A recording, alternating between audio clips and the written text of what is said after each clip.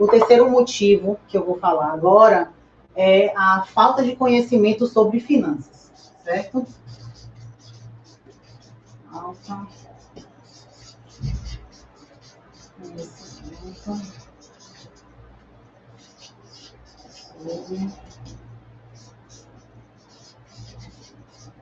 finanças e investimentos. Eu vou ficar de costas para escrever, mas aí eu vi.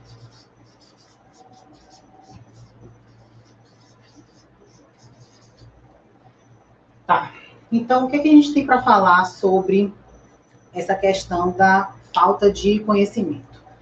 Bom, no Brasil, a educação financeira, no geral, dentro de casa, não acontece, né? Isso é uma questão cultural nossa. É uma questão que, desde pequeno, a gente não tem uma orientação e os que têm é mais questão de sorte, né? De ter convivido com alguém na família que tinha alguma consciência financeira e passou isso de pai para filho, ou filha, né? Mas, assim, até inconscientemente, né? E por que eu estou falando isso? Porque os médicos, dentro da faculdade, eles também não têm nenhuma educação financeira. Então, assim, junta a falta de educação que a gente já teve na infância com a ausência do preparo antes da gente ir para o mercado de trabalho, e a gente se forma um profissional muito despreparado. A gente sai de um poder aquisitivo, de um poder de consumo de zero, para um cartão Ultra Master Black sem limites, né? Então, as pessoas acabam se deslumbrando, né? Alguns colegas acabam se deslumbrando nessa passagem, né? Eu tenho um depoimento para contar que aconteceu comigo. Não foi assim que eu formei, foi quando eu saí da residência.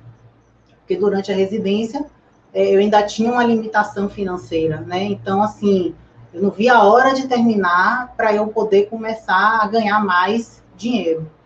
E quando eu terminei a residência, eu tinha um carro, que era um Honda Fit. O carro tinha sido de minha mãe, e aí passou para mim. Eu adorava aquele Honda Fit, já tinha 9 anos o Honda Fit. Mas, assim, quebrava de vez em quando. Meus pais achavam também que era um carro que podia quebrar comigo no meio do caminho, não era seguro. E aí eu queria trocar de carro. Mas aí eu não queria qualquer carro, né? E aí meus pais diziam, Thaís, pega um Honda Fit novo, alguma coisa nessa faixa de preço. E aí eu dizia, não, eu não quero. Se for para comprar um carro, eu quero tipo um carrão, né? E eles falaram e eu não escutei. E o que aconteceu? Eu peguei e comprei um carro de quase 100 mil reais. 100 mil reais que não eram meus, né? Eu dei uma entrada e o resto do carro eu financiei em 24 parcelas. Um terço do meu salário era só para pagar o financiamento do carro. E ali não foi suficiente para mim, porque eu queria sair de casa. Naquela época eu ainda estava morando com meus pais, eu já tinha morado sozinha na época da faculdade, e assim, eu queria sair de casa.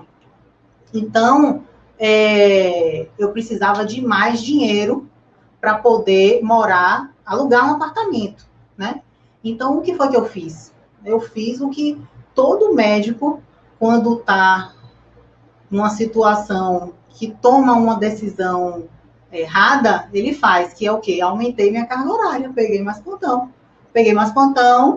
e aí minha qualidade de vida ficou péssima, né?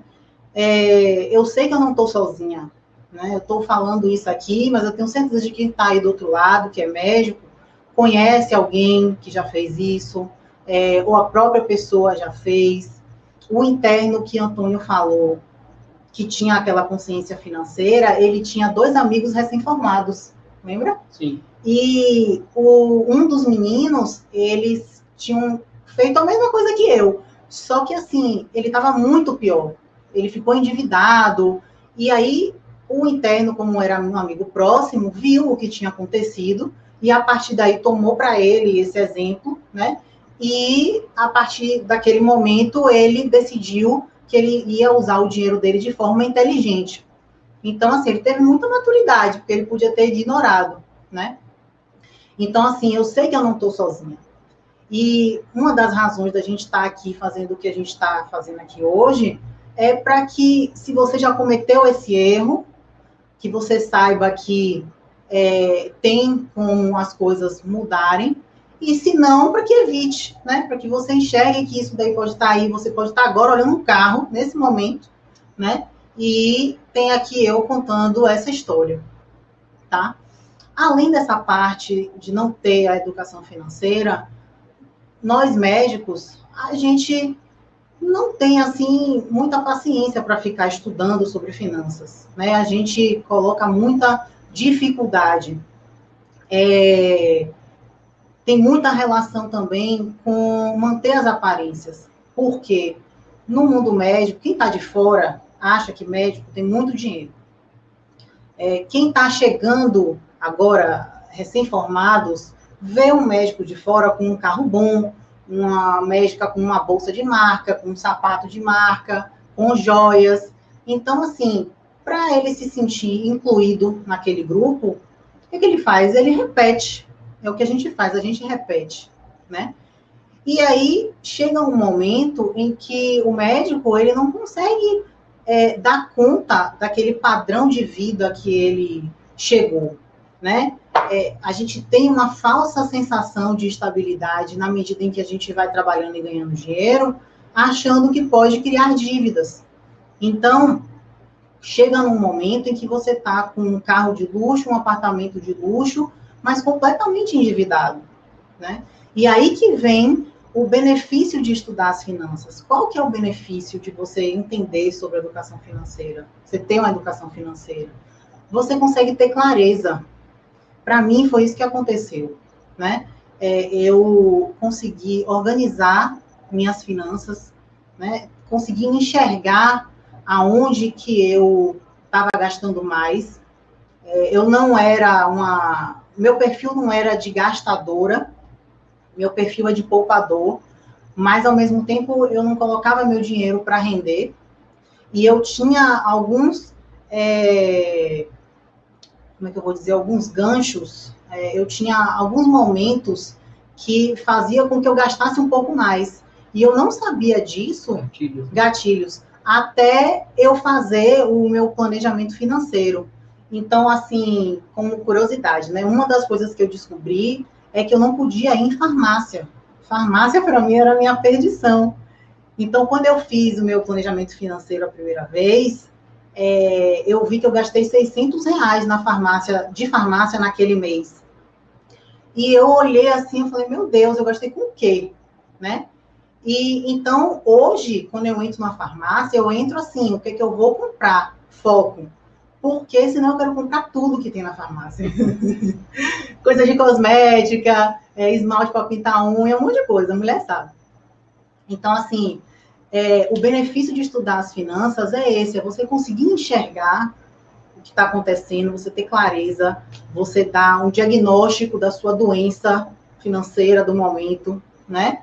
E a partir daí você traçar uma conduta, a partir daí você traçar uma meta, você ter um objetivo, né? Recentemente eu estava conversando com uma colega no plantão, e aí eu falei com ela assim, que depois que eu comecei a colocar metas e objetivos para o meu dinheiro, ficou muito mais fácil para mim ir trabalhar ou não trabalhar, porque aquele dinheiro ele tinha um lugar para estar.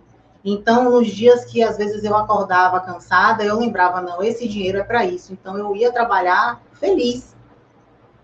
Na mesma forma em que eu passava um plantão com tranquilidade, porque já estava tudo certo e aquele dinheiro ia ser a mais. Então, você consegue ter essa clareza quando você estuda finanças, né?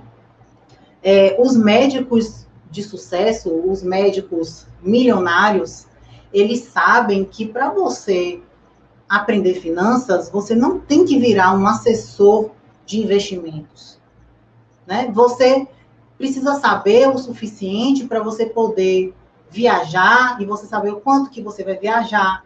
Você precisa ter um conhecimento mínimo para que você Saiba quando que você vai querer se aposentar e quanto que você tem que separar agora para você poder lá na frente conseguir desacelerar, né? Porque a maioria de nós não quer parar de trabalhar zero. A maioria de nós quer diminuir a carga horária, trabalhar sem ser uma obrigação, né? Então, assim, o médico sabe de sucesso, ele sabe que não é um bicho de 7 cabeças. Então, o que Antônio falou, né? A gente não precisa saber igual a um assessor. A gente precisa saber o mínimo para você poder ter uma vida organizada.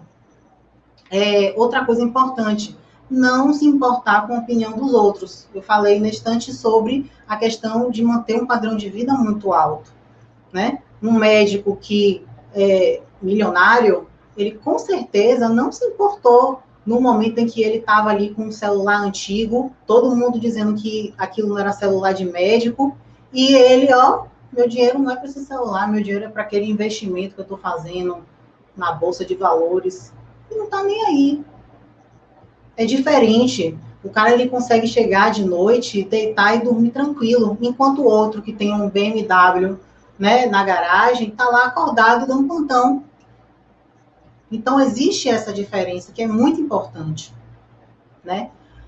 Como uma dica para vocês, né, para fechar assim essa parte desse motivo, eu queria passar para vocês um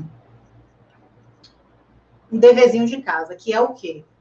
Eu quero que vocês criem um compromisso de acompanhar não só a gente aqui no Instagram, mas começar a procurar informação, né? A informação está aí para todo mundo na internet. Então, assim como foi para mim, que eu comecei lendo livro, né? Pega um best-seller que você vê vai na livraria, pega um best-seller, começa devagar, né? Porque não tem como você mudar muito assim da noite para o dia. Mas a gente tem muita capacidade, gente. Tipo assim, eu falo isso o tempo todo. A gente, como médico, a gente está acostumado a ler, a gente está acostumado a estudar muito, a gente está acostumado a pagar caro por conhecimento. Então, assim, por que não investir no seu conhecimento financeiro? Por que não investir, continuar investindo em você? Vai ser um benefício que não vai ser só na parte financeira, vai ser na sua vida inteira. Porque a gente sabe como é que os colegas da gente ficam quando estão endividados, né? Eles não trabalham bem, eles trabalham muito, é uma carga horária exaustiva, 48 horas, 72 direto, eu sei, eu vejo. Mas só que o rendimento não é o mesmo, o relacionamento com a família não é o mesmo. Então, precisa que comece. Então, entendam que não é difícil. O mais difícil é começar, tá?